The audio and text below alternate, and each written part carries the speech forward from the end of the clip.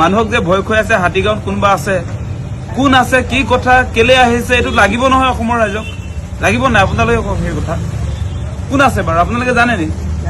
হাতীগাঁৱত যে কোনোবা আছে বুলি যে ক'লে, যে বিজেপিক ভোট নিদিলে হাতীগাঁৱত থকা মানুহখিনিয়ে দিছপুৰ দখল কৰিব, অসম আক্ৰমণ কৰিব বুলি যে কৈ আছে।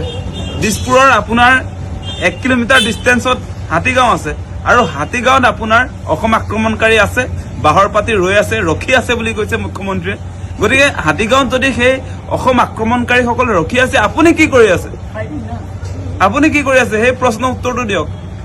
আপুনি যদি একো কৰিব পৰা নাই তেনেহলে পদত্যাগ কৰক। মুখ্যমন্ত্ৰী হিচাপে আপুনি যোগ্য নহয়। মানুহক সদায় ব্লেকমেইল কৰি ভয় খুৱাই হাতীগাঁৱত কোনোবা ৰখি আছে বুলি কৈ থাকি আপুনি বাচিম বুলি নাভাবিব। আপোনাৰ চব কথা ওলাই পৰিছে এতিয়া। কিমান দিনলৈ সেইবিলাক? আচলতে 10 বছৰ হ'ল আপোনালোকৰ চৰকাৰৰ। অসমখনক বচাম বুলি কৈছিলে, ডিলিমিটেশ্যন কৰি অসমক 100 বছৰৰ কাৰণে বচালো বুলি কৈছিলে হিমন্ত বিশ্ব শৰ্মা আপুনি। তাৰপাছত এতিয়া হাতীগাঁৱত কোন আহি গ'ল? অসমটোতো সুৰক্ষিত হৈ আছিলে, হাতীগাঁৱত কেনেকে আহি গ'ল মানুহ? গতিকে এনেকৈ কোনো কাৰণতে আচলতে মানুহক ভয় খুৱাই নাথাকিব, ব্লেকমেইল নচলিব ইয়াত। আপোনাৰ মগজুটো বিকৃতি হৈছে নেকি? সেই কথাবিলাক আমাৰ মনলৈ আহিছে এতিয়া। সঁচা সঁচাকৈ কৈছো, হিমন্ত বিশ্ব শৰ্মাৰ মগজুৰ বিকৃতি ঘটিছে। তেওঁ অতি শীঘ্ৰে আচলতে চিকিৎসালয়ত যাব লাগে, তেওঁৰ চিকিৎসা হ'ব লাগে আচলতে মগজুৰ। তেওঁ মানসিক চিকিৎসকৰ আশ্ৰয় ল'ব লাগে, তেওঁ পৰীক্ষা হ'ব লাগে।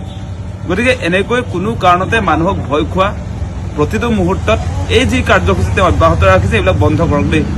এইবিলাক আৰু নচলিব বেছি দিন। চিধা কথা, সেইবিলাক স্পষ্ট কৰিছো।